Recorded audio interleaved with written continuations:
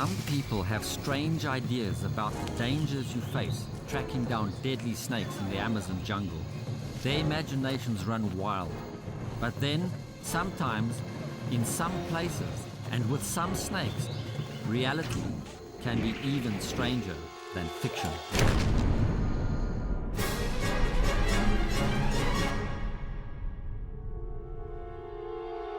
Ever since I can remember, I've been interested in dangerous and exotic wildlife. But for the past 10 years or so, I've earned my living from photography. Traveling from my home in southern Africa to the ends of the earth to photograph some of the rarest and deadliest creatures in the world.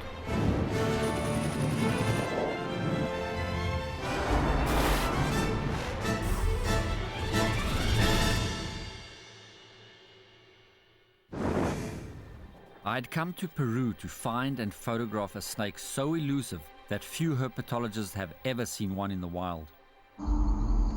A snake so feared that many people believe it has supernatural powers. A snake so dangerous that there is no proven medical protocol for treating a bite. I'd come to Peru to find the Bushmaster. First described just over 200 years ago, the Bushmaster is a huge and highly venomous snake. It's a pit viper. The pits, located between the eyes and the nostrils, contain heat receptors, capable of detecting prey even at night. And it's a primitive snake, a relic of an earlier evolutionary period when all snakes laid eggs, rather than giving birth to live young. You know, the Bushmaster is an incredible snake. I've never even seen a live specimen. I've seen photographs of them, and I've read about them and learned about them, but I've never seen a live specimen. These snakes get very big as well. They get up to about 9 or 10 foot. They are the largest venomous snake in the Western Hemisphere. I was heading for the Amazon jungle, but my journey began high up in the Andes Mountains, the source of the Amazon River, in the ancient city of Cusco. Founded in the 12th century, this was once the capital of the mighty Inca Empire.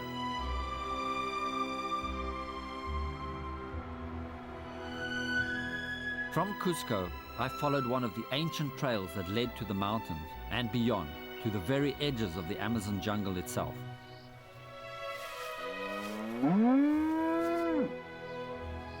The Inca Empire was based on agriculture. Practically everyone was a farmer. An elaborate system of terraces was built to grow enough food, and as the population grew, the terraces reached further and further up the sides of the mountains. The trail I was following led me to the village of Huilloc in the foothills of the Andes. Oh man, look at this.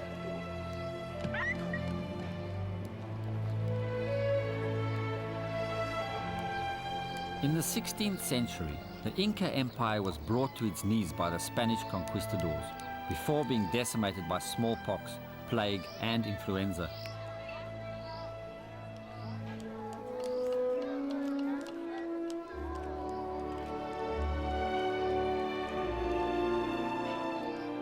These Quechua Indians are direct descendants of the Incas.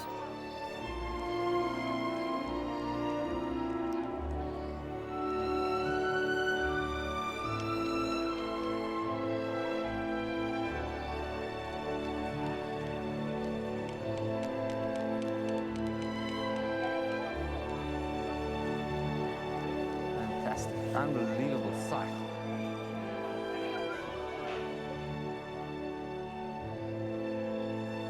I was reluctant to leave such a beautiful place and such beautiful people, but I had a job to do. I was on a mission to find and photograph the Bushmaster, the largest venomous snake in the Western Hemisphere, and I wasn't going to let anything get in my way.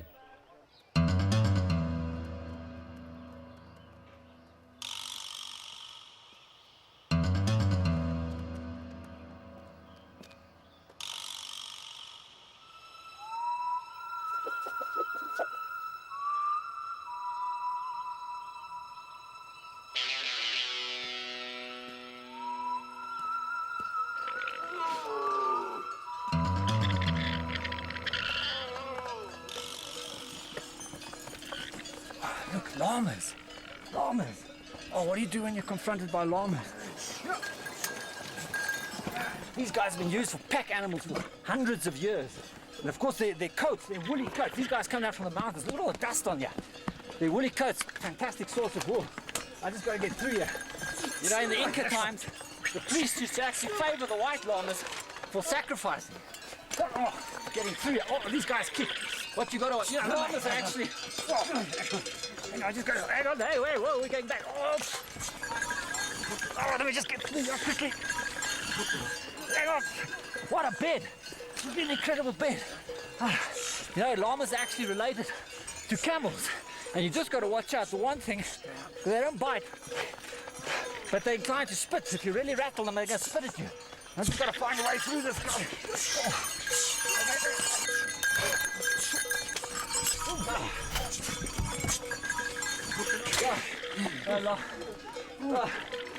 Llama. The other thing about llamas is llamas.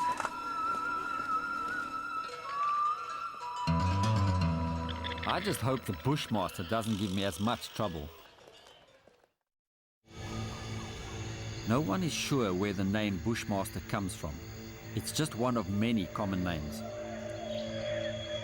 But towards the end of the 18th century, the Bushmaster was given its proper scientific name, Lachesis Muta, the Silent Fate. Lachesis was one of the three fates, goddesses, who according to ancient Greek mythology controlled the destiny of all humans. There was Clotho, the spinner, who wove the thread of human fate. Lachesis, who measured it out, determining the length of life. And Atropos, who cut the thread, bringing death.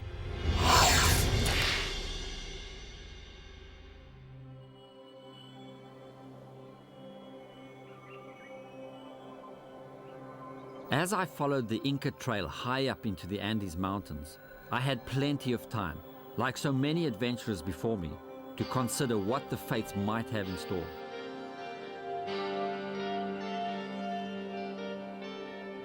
The Incas worshipped nature gods, and in Inca mythology, the mountains were especially significant, being close to the sun and also the source of water, and therefore of life itself.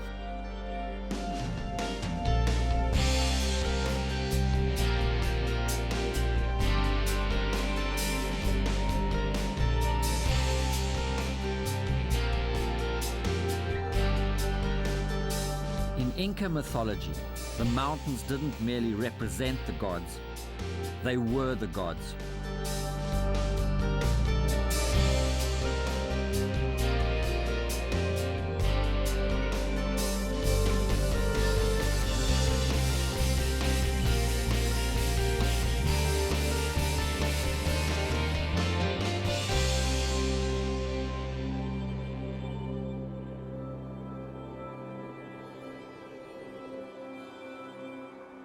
I can hardly believe this.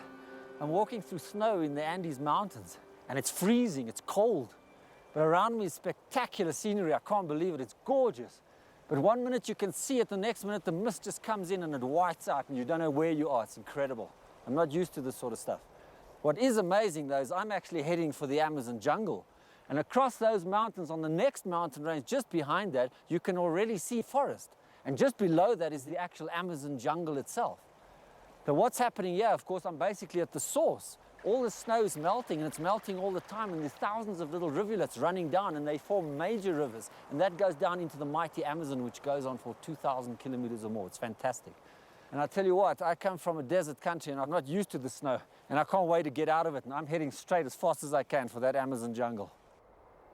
I was heading for an area of undisturbed rainforest, along the banks of the Madre de Dios, or Mother of God River, a tributary of the Amazon. It was here, where the Inca Trail finally ran out, that I would begin my search for the elusive Bushmaster.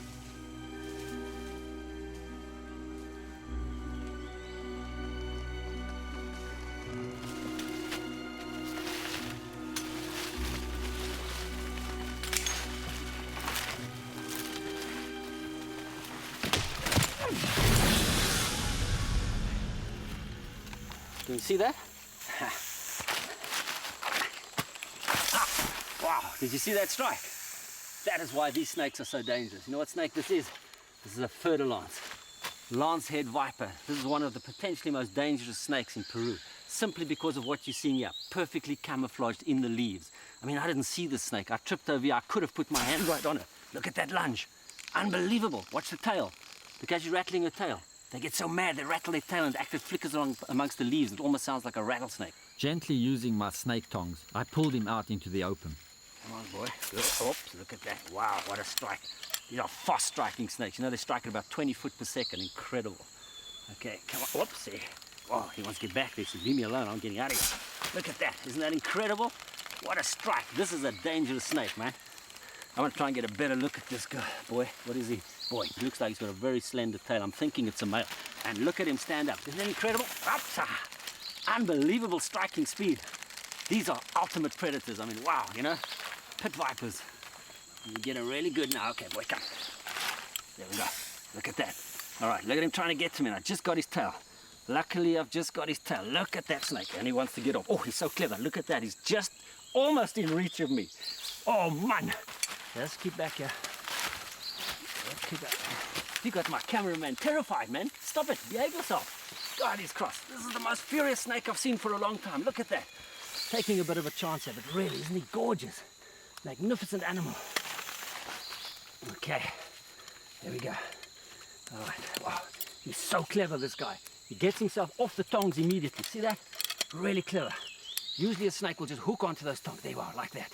Gonna bring him real close. Okay, watch it, watch it. Right, look at that. Oh, he said, what's that black thing there? What's that dark thing there? I'm gonna kill it. And again, and again. The venom of this snake is incredibly powerful. It's a combination cytotoxic, hemotoxic, blood-destroying, tissue-destroying poison, causes massive hemorrhage, terribly painful. You could easily have a limb amputated from a bite from a snake like this, if you're lucky enough to survive the bite at all. Okay, what I'm going to do is put the snake just back. I mean, I hope nobody else comes and step along it, but I'm way out in the jungle here, and he's pretty well tucked away in this little corner. I'll actually even help him a bit by covering him with a couple of leaves. That's how you originally find these snakes. Tucked away like it, calms down immediately. Look at that. As soon as you cover him up, says, that's all I want. I want to be hidden. I'm waiting for prey. I don't want to actually bite anybody human. You know what I mean? Okay, you stay good there, boy. All right, that's enough of that for now. Off I go. This area of rainforest was the perfect habitat for a bushmaster, a notoriously shy creature that often remains hidden in one place for weeks at a time, coiled and ready to strike at its prey. Now, it wasn't a question of how far I traveled, but how carefully I looked. I just hoped I saw the bushmaster before it saw me.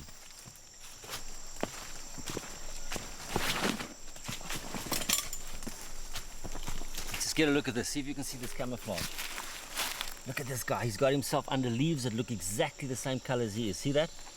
Watch that. That leaf is exactly the same color as his back. Let me just get him out. Okay. That's a Peruvian horned frog. Unbelievable animal. Look above his eyes. You can quite clearly see the horns, which are actually very soft. And that's how he gets his name. Although he's got another name too, a more comical name. Some people call him a Pac-Man frog. And if you have ever played the Pac-Man games on your computer, you'll see the resemblance immediately. This enormous jaw that he has here. In fact, these frogs are divided into two parts basically. Big jaw and big stomach. And they're voracious eaters. And what they do, from that position in his hole, they often bring their back leg right over like this, and they jiggle these little toes above their head, and they attract the attention of other animals, sometimes other frogs, sometimes mice, sometimes even snakes, and they immediately lunge forward and they pull it in. They pull the whole animal into this ginormous mouth, and they push it straight down into the stomach. He uses his front paws to actually push on that stomach and push the animal down. The animal might still be alive, sticks it down into his stomach, and he just holds it there. Of course, the animal suffocates and he digests it. Incredible little animal and beautifully camouflaged. Absolutely fantastic. I'm putting him right back in exactly the same spot. Once I cover him up again, he'd probably settle down just as he was. Oh, he made a little noise for me there. Take those same leaves and just cover him. There were plenty of indications that this was a good area to look for a bushmaster, a snake that favors undisturbed lowland rainforest. As I made my camp on that first evening and thought about what might lie ahead, I was very aware that the bushmaster wasn't the only danger I faced in the jungle. I would have to watch my step. The bushmaster unlike other pit vipers, lays eggs rather than giving birth to live young. The eggs have a soft shell, and each Bushmaster baby is equipped with a special egg tooth which it uses to cut its way out. Although no one knows for sure, it's thought that the mother abandons the eggs shortly before they hatch, and that the young Bushmasters quickly disperse to fend for themselves.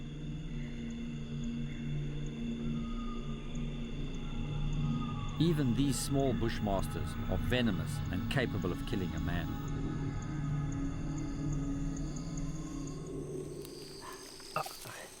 Yeah, look at that.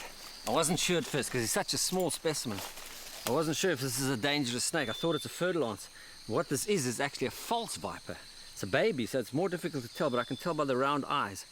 Definitely different. They look exactly like a fer-de-lance, almost identical. These guys grow to about 2 foot in length. He'd be about that big, and if you saw him amongst the leaves like that, you would...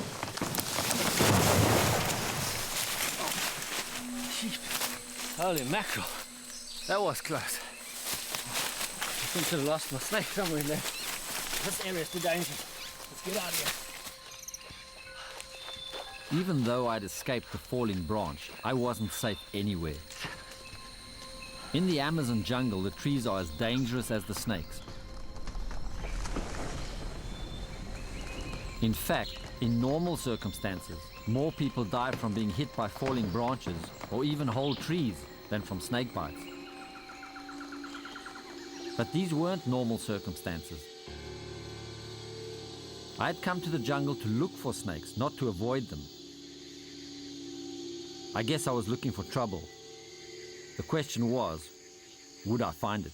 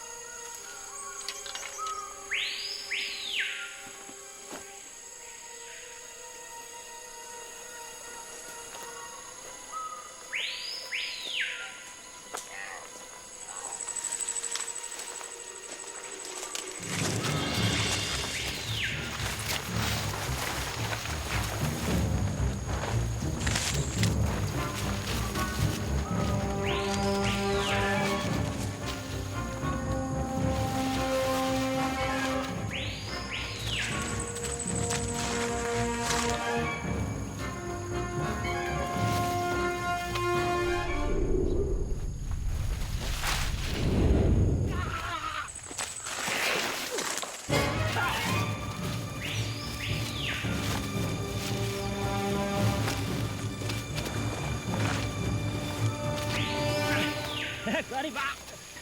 Oh, and I got him. And oh, isn't he gorgeous? You know what this is? This is actually called a smoky jungle frog, and it's the biggest frog you find in South America. Okay, look at this guy. Oh man, he's gorgeous. I just want to check if you look under the jaw. Okay, often the males have got like a beard here, a dark blotch over there, which gives it away. But I think this is a female because it looks quite clear. You'll see that even these females have got pretty chunky legs over here. But the males in season, breeding time, actually grow large arms, yeah, Popeye-style arms. And they grow spurs out in the front there, and those spurs are designed just simply for gripping around the body of the female and holding onto her while they mate. And if you move down the body now, you look at these back legs. The feet are quite fantastic. Look how long that long toe, the center toe, look how long that is. It's got 1, 2, 3, 4, 5 joints. Okay, and because of the size of them, they're pretty able to eat a lot of stuff. These guys can eat full-grown mice with no effort at all, and they're even known to eat snakes, sometimes even venomous snakes. They've got a tongue in the front where they just shoot out and pull back straight away, big mouth, pull the animal straight down into the stomach, no problem at all. Okay, what I want to show, if I can, is how these guys defend themselves against something like a snake attack. Okay, now watch this. And if I was a snake coming here to grab over there, look at that, see that? Snake comes along, wants to grab on there, she raises the back, makes herself look as big and as powerful as possible, and if a snake does grab her, yeah, she's got these incredible back legs. She can jump like mad, and she got a good chance of actually ripping herself free and getting away. These are amazing animals, you know. I actually prefer to call them a foam nest frog, because the females at breeding season actually create a foam nest. What she does when she's secreting fluid out the hind area, rubbing these legs together, they create foam that you can't believe, man. It becomes a pile of foam this big, all over like this, and she lays the eggs right inside there. And it's usually in an area where water is rising or they're expecting rain to fall very soon, because it happens very quickly. And then the rain washes this foam nest away and washes all the tadpoles, which are now metamorphosizing into little frogs, washes them into the rivers or into the surrounding swampy area, and they're all safe. So it's an incredible system, and they know exactly when to do that. Okay, now oh, look, she's still so crosswind. Look how she stands up. Isn't that fantastic? I would have loved to take some pictures of this, but I've lost my camp completely. I've lost all my stuff. I don't know where I am. And to hold this frog, a squirmish little sticky frog like this, I'd rather just let her go. All right, so what I'm going to do, put her down and let her go now. Now she can go in her own time. You ready to leave now? Thank you for that. All right, let me see if I can find her where all my stuff is. Chasing after that frog in the oppressive heat and humidity of the jungle had been exhausting. If I did find a bushmaster, would I still have the strength to deal with it?